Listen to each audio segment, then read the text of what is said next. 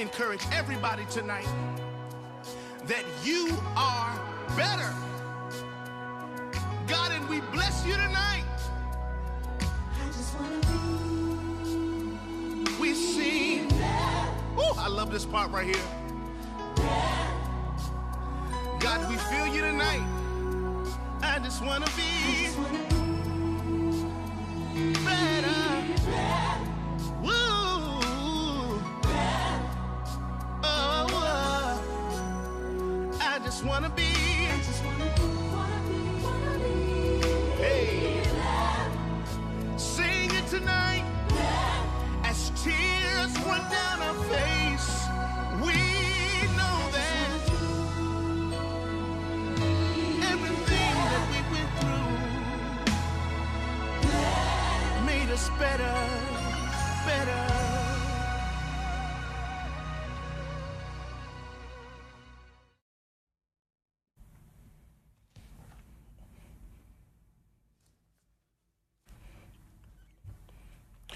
So, Pastor, First Lady, Dad, Mom, I have a question for you. Okay. Has ministry always been amazing to you? No. Can you explain? Well, ministry is comprised of a relationship. And any type of relationship that you have is going to include the good, the bad, the ugly, the I love you, and the I wish I never met you. So ministry is the same because it's comprised of people. And we all come with our own baggage, issues, ideas, concerns, priorities, and gathered within that, sometimes it goes really well, and other times it doesn't go really well. Wow. But the key to that is learning how to manage when it goes well. As my husband says, don't let your highs be too high. When it doesn't go well, don't let your lows be too low. Wow. So for anyone to say that it's a beautiful relationship, I think I'd probably be afraid to go there because somebody's not being true to who they are. Wow. Yeah. Wow. I agree with my wife. Ministry certainly has not been amazing all the time. Yeah. Because I've learned over the years that it consists of rhythms and rhymes and timing. And you can be inspired to do something, but the culture is not ready for it. The people are not ready for it. Wow. Then there are moments when the people are up and ready and you don't have the will to push past yourself. So you're always kind of passing each other. Yeah. To get in sync, to be like-minded at the same time, to create this one accord, one of the most difficult pieces of ministry. You cast your dream, and it's subject sometimes to become a nightmare. Yeah. You trust this, you trust that, you trust this person, that person, then that changes. Yeah. And so while the vision and the dream is still a reality in one's head and heart, you do not have the human resources, the people around you. Yeah. And then you make missteps yourself. Yeah. Absolutely. You know, that have created problems. Wow. Things I wish I could have said differently, done differently, Absolutely. would not have said, would have been a little more patient with, those kind of things. So you learn as you go along that ministry is difficult. Yeah. It's very at its best, but you have to be consistent. Yeah. And you have to be faithful. Yeah. And you have to stay true. So let me ask you, I want to dig a little deeper. A lot of pastors and first ladies, we know at one point a lot of pastors were having heart attacks, stress, strokes, anxiety, all of those things. And we know that comes even no matter how anointed you are, appointed, called, that you get to those moments. I know personally that you've had moments of stress, moments of anxiety where you were literally weak while you were working. What was that like? What was that like? Those were the most challenging moments in my life. To not be whole in your mind. We concentrate on getting the body fit, but if your spirit is broken, and if your mind, your mental health is not good, that's a bad place to be. Wow. When you feel the weight and the responsibility of your call on your life, and you got this ministry that you have to shepherd over, it's not a good place to be. So I had to learn how to pace myself. I had to learn that take a marathoner's approach and not be a sprinter. Wow. To pace. Wow. To pace yourself. Wow. To take your time, to run the race with patience, and trust God through every step. Yeah. That's something that's ageless. It's going to be, no matter what the season is, the context of your church, small, medium, large, mega, that principle, I believe, is applicable to every pastor, every preacher, every ministry leader, anyone that's involved in ministry. You got to learn how to follow the rhythm, follow the timing, pace yourself, and remain consistent, because God will take care of everything else after we do those things.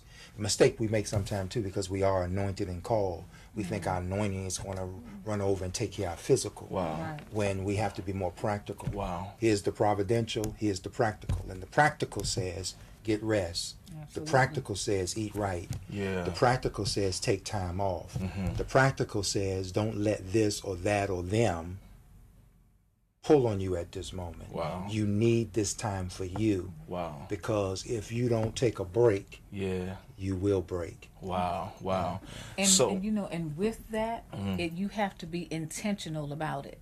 Because when you look at the calendar, when you look at the schedule, it's always full. There's always something to do, somebody calling, something at your beck and Yeah, call. yeah. You have to be intentional. Just like you schedule a revival, just like you schedule a counseling session, you have to schedule Bobby time, Tawani time, children time, my time. Yeah, you know, yeah. you have to be intentional about it, because I think a lot of ministries and ministers and first ladies and all burn out because we misconstrue assignments yeah. with what could be an accident. Wow. Right. And sometimes we couple them together just because somebody is always calling and wanting and desiring, that we are supposed to always run to it. Wow. And there are times when we're just supposed to back away and go to the cave and say, this is my time to rest and recoup. Wow. So that I can take my wounds and now turn them into wisdom. Wow. And not allow the wounds to become a permanent, dying place for me. Wow. Exactly. I hope this has really been helpful, especially to ministry families, that you really need to take time for yourself. You really need to take time for yourself, really need to take time for your family, so that you can last, so that we can have endurance. Thank you. I really appreciate you all sharing. But before we go to the next song, I want to ask you all, to any pastor and first lady that's watching right now, pastor, if you could speak to a new pastor or even an old pastor, what would you encourage them? And if you could even couple it with, what would the 2018 Pastor Hicks say to the 1985 pastor? Like, what would you say to encourage another pastor, another preacher in this time who's watching and may be at a low point, a stressing point, a point where they just don't know what to do? I would say your time spent with God will be your greatest refuge. I would say don't worry about filling your calendar up and trying to become a great name. Let God make you a great name. Wow.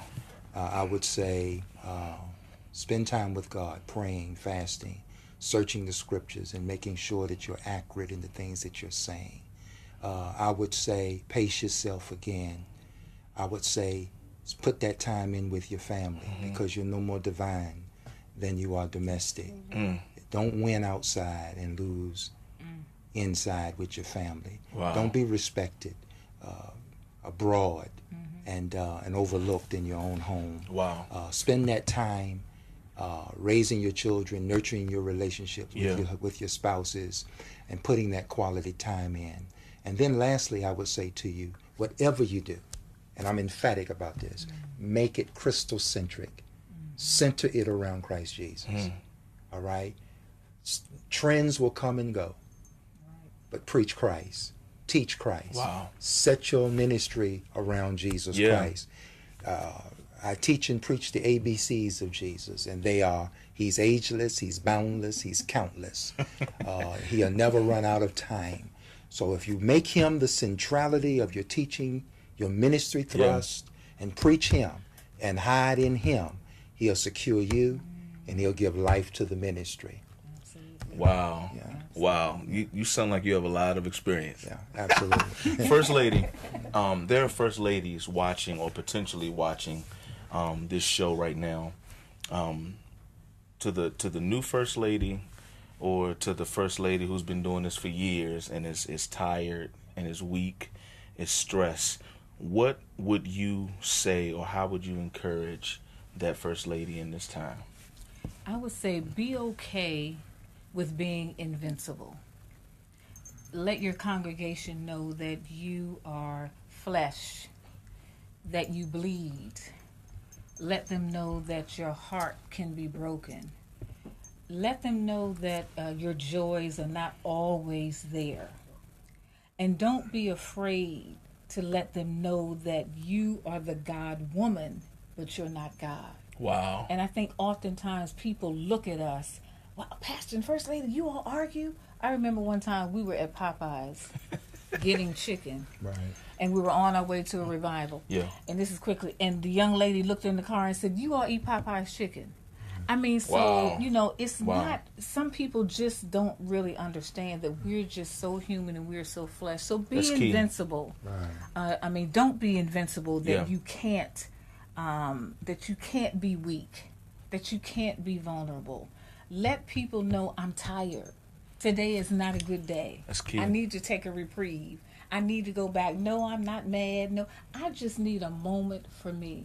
Right. And I think we need to take the courage to not only, we need to teach it audibly, Yeah. and we need to teach it by example so that our people know that we're flowing and that we're rowing together. We just happen to be called to this place, Yeah. but there's nothing extra about us. Wow. We are just here because the Lord has called us to do this assignment, which we're going to do. Wow. And I'll just say this one Yes. thing quickly. Transparency, I think, should be the order of the day. Mm-hmm. That we ought to be far more open and honest and let people know that it is okay to not be okay. Yeah. Absolutely. Yeah. Absolutely. Not give people false hopes that nothing bothers you, as my wife was saying. Ministry is found within that you can be called, anointed, appointed, skilled, and experienced.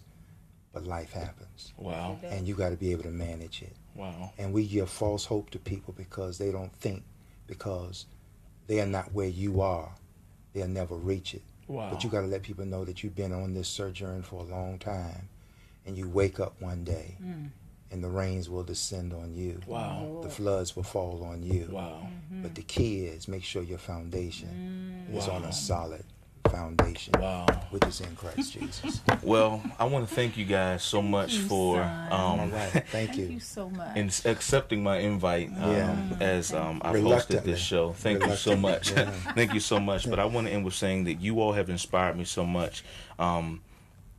Proverbs 20 verse 7 is my favorite scripture in the whole world. And you all have inspired that, not just by what you have spoken, not by words you said over these 33 years of my life, but by your walk. And that scripture says, the just man walketh in his integrity. His children are blessed after him. And I want to say thank you for setting me up to be blessed. Wow. All right. So now we're going to go to another song. This is by the Sanctuary at Kingdom Square, where Pastor Macklin serves. My brother Brandon Macklin is coming. This song is called Heaven.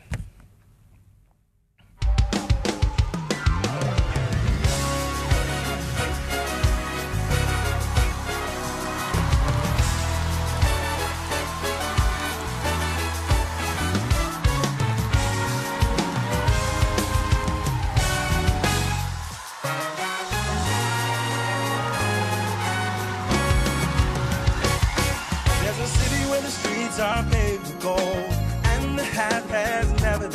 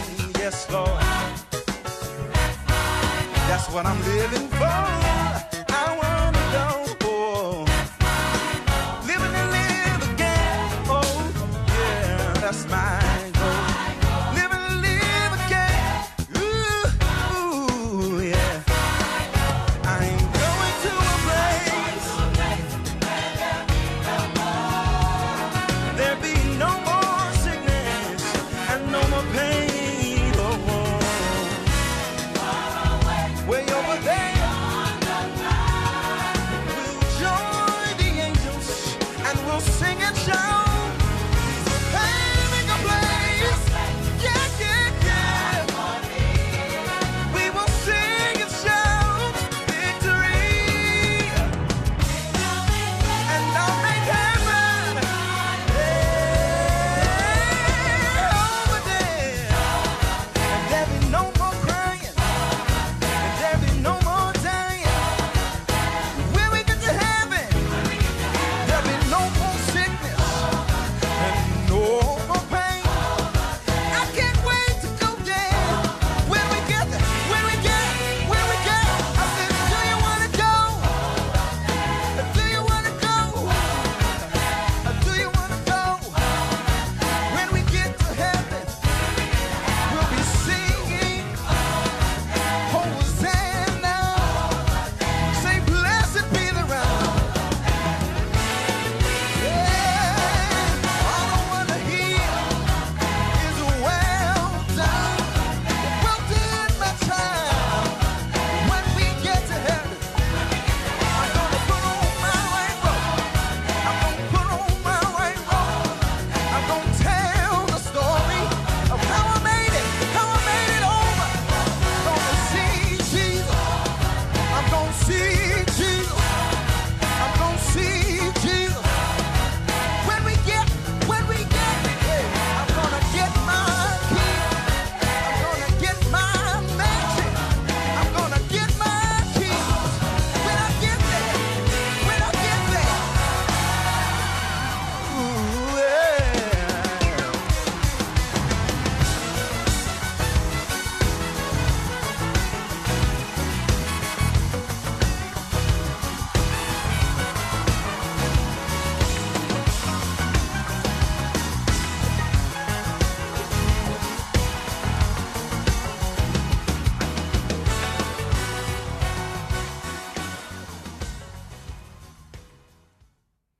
What's up, family? So that was an amazing song we heard. The Sanctuary at Kingdom Square. That song is called Heaven. Would y'all welcome my guest? This is my brother, fellow PK. This is the Brandon Macklin. If y'all don't know Brandon Macklin, you've been under a rock, because Brandon, I call him, he's my famous brother. He's famous, but Brandon, man, thank you so much, man, for being on the show. So y'all gonna hear a little bit of how our relationship goes as brothers. But no, seriously, I have a great respect for this brother right here. He's a PK. He's a minister of music, so we share that responsibility as well. He's also a great producer. He's an amazing drummer. Brandon even leads praise and worship.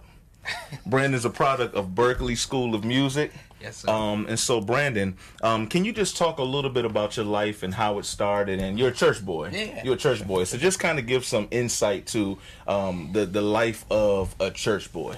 Well, first of all, thank you, Jeremiah and WBGR, for having me. I feel like I've been here every week the last 2 months. He's so booked. He's in high demand. We appreciate you stopping by. All right, so I was born into the PK lifestyle. Yeah. Like when I came out the womb, my father was already pastoring, so I really didn't have a choice in the matter. Yeah. There was no warming up to the process. It was just like, boom, out the womb.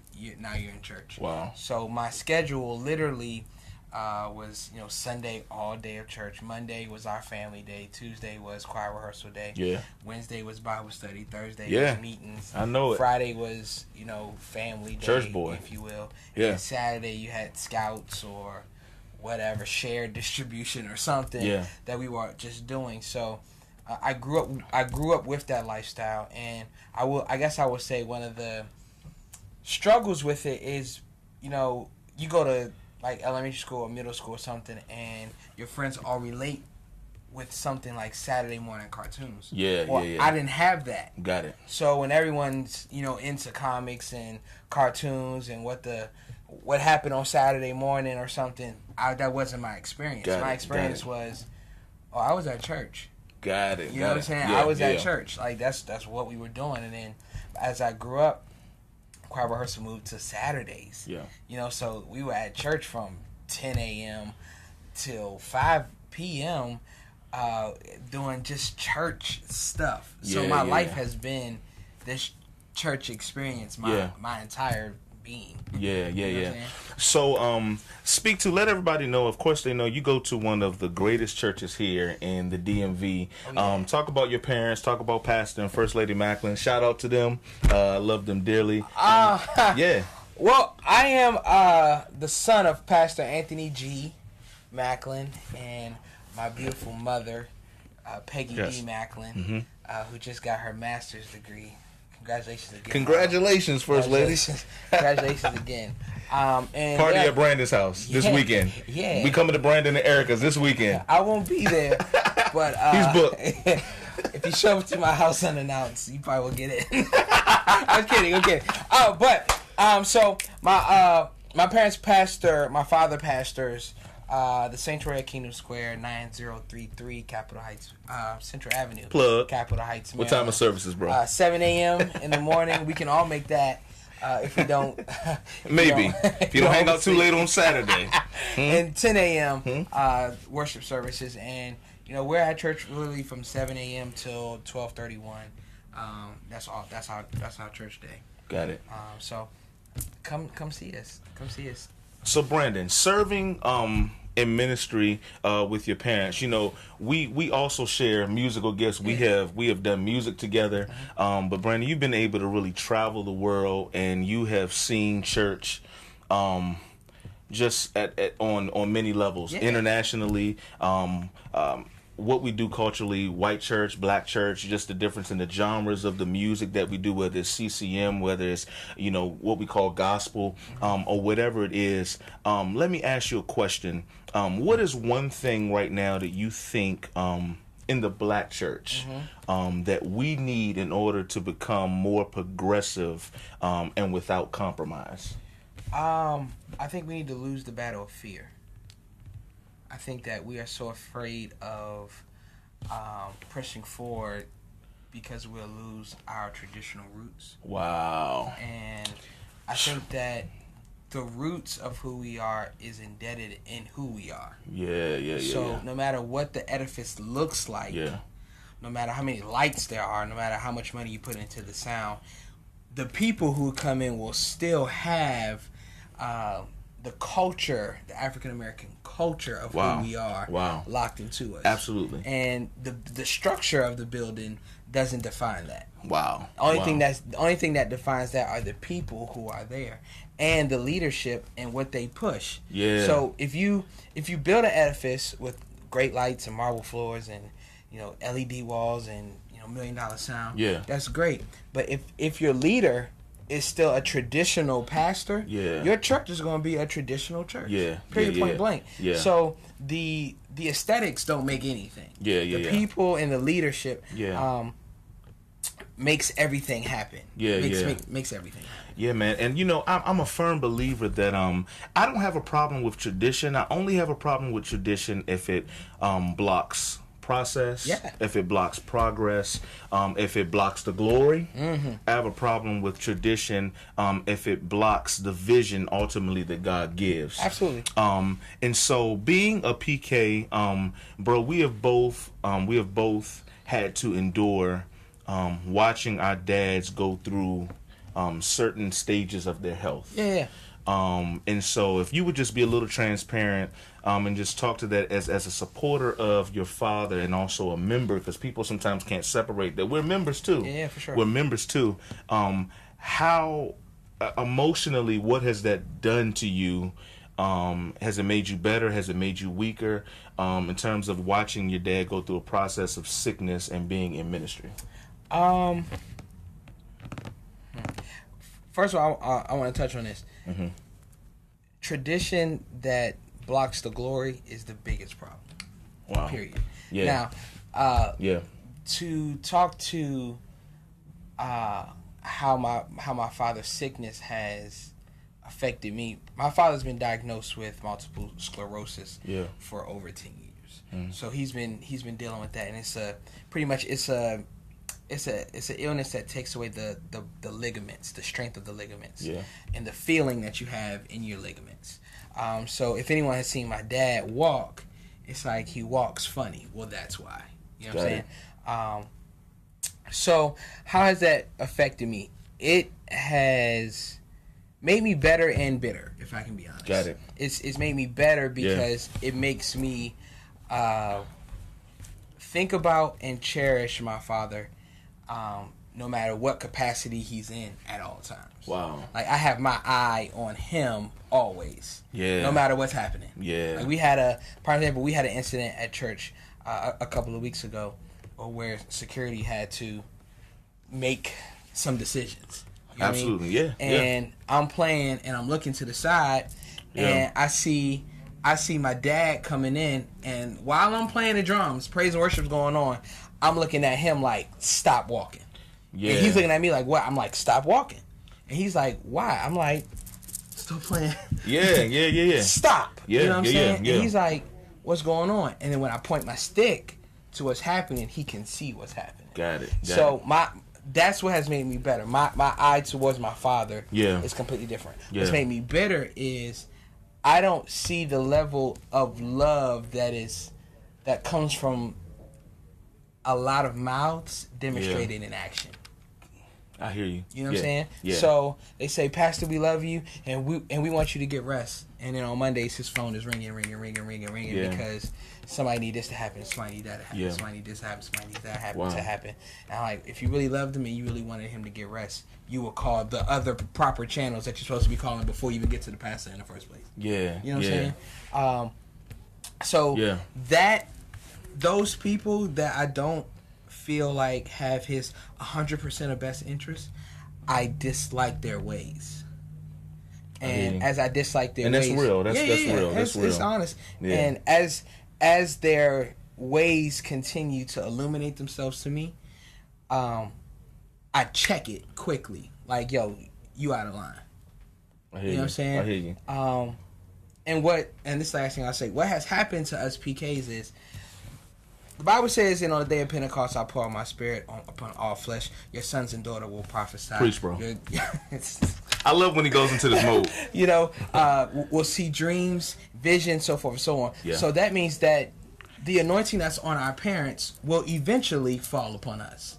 So my mother has the spirit of discernment like nobody's business. I was in a relationship at one time. Shout out to my wife. I love you, baby.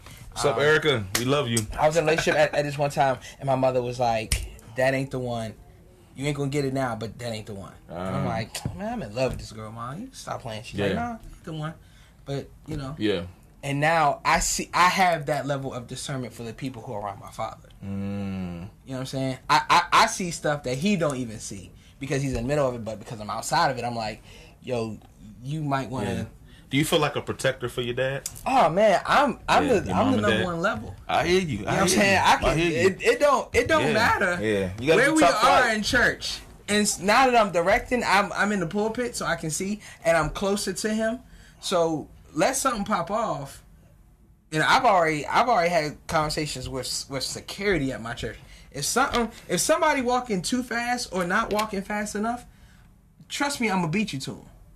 Yeah. You know what I mean? That's just how that's my protection for my father. I hear you. Because we all PKs have that fear, that nightmare of a church getting shot up and it's your parents' church. It's so real, man. You know what I'm saying? Real. It's a real thing. It's a real thing. I'm always the first level. Yeah. You know what I mean? Yeah. I'm always the first level. Yeah. Always. So as we're speaking about being PKs, Brandon and I, along with Crystal, his sister, Crystal Presley. By the way, Crystal couldn't be here today. Listen, y'all, the Macklin family, they're so booked and busy. So Crystal, we love you. We love you. We know you couldn't be here today.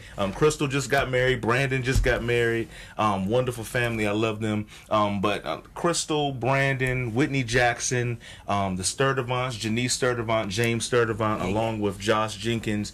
We have all been talking pretty much for about a year. We're starting something. I don't know if we can call it PK Alliance, PK Gathering, Generation of PKs, whatever. But we're starting something where we want to be able to reach out to PKs and to be able to provide a safe place, a safe place for PKs to be able to come and talk, as well as challenge and charge ourselves of what our roles and our responsibilities should be as we are serving in the ministries that our parents are serving at. And so, Brandon, can you talk a little bit? Just talk to a PK right now who is going through, whether they're a fresh PK or whether they've been a PK for a while, who has been going through for a while, and you know, sometimes you feel like you get immune to certain things, but can you talk to that PK who is not immune to pain, to hurt, to weakness? They want to give up, they want to lash out, they want to be bitter. What kind of encouragement can you give to our fellow PKs who are serving in ministries under their parents? I just spoke at a PK conference for a friend of mine, Brother Sammy Taylor in Richmond, and you know, he wanted me to talk, and God took me to the story of David, where God tells Samuel, "Go out. I'm gonna show you who the next king of Israel will be." So he goes to Jesse's house, and he goes to Jesse, and he says, "Show me your sons. I'm here to find the king." Yeah. Long story short, Jesse pretty much, actually not pretty much, he actually does. He views every other man in the household as a son except David. Except the called one. Except David. Yeah. So he goes through all of these sons and literally gets to the point that Samuel has to say to Jesse, "Is this all of your boys?" And Jesse's like, "Yeah." And Samuel's like, "God, this is it." God's like, "Nah, he ain't here." Jesse said, "Well, there has to be one more." Yeah. And he said, "Oh, there's David out shepherding the sheep. Yeah. There's just David." Yeah. And I know I've been in a place where I felt as if I'm serving, but I'm not a son. Wow. Serving my parents, but my parents view everyone else as sons and daughters. But when it comes to me, who I'm actually the bloodline.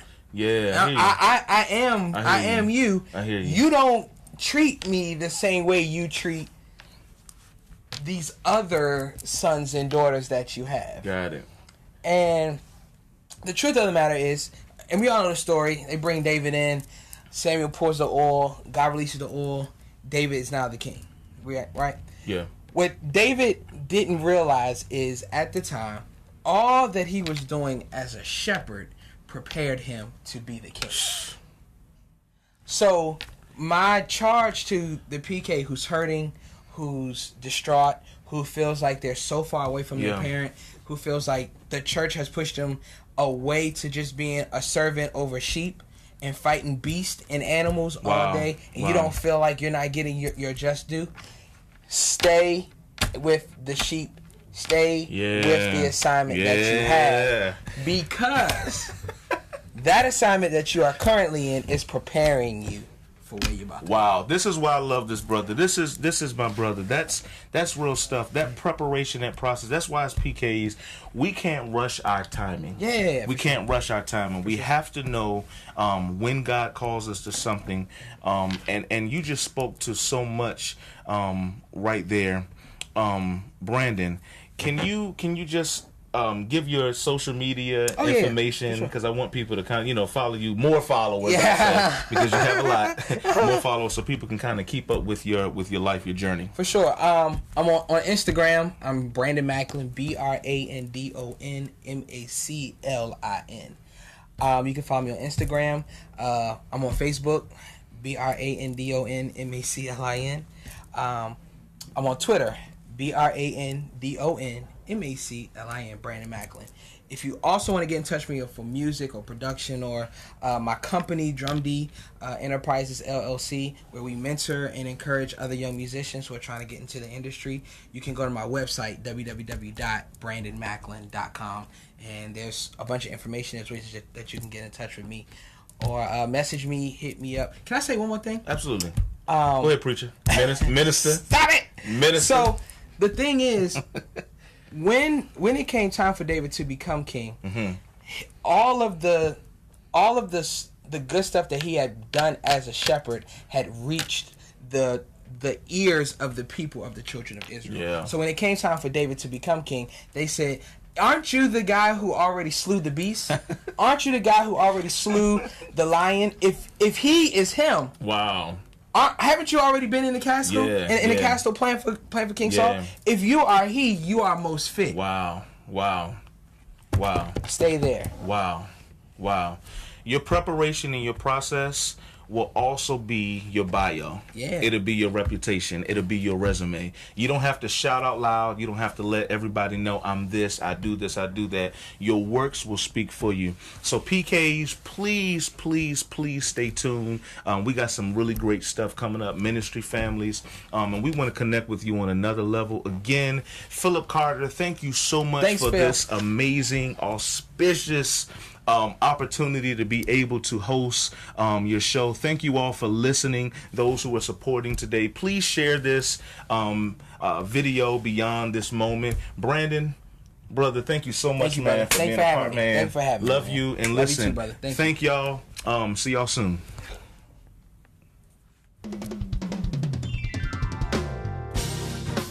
For more information on how to become a guest on Real Talk with Phillip Carter, or for general inquiries, please email us at realtalkwithphillipcarter@yahoo.com. Tune in next Monday for another edition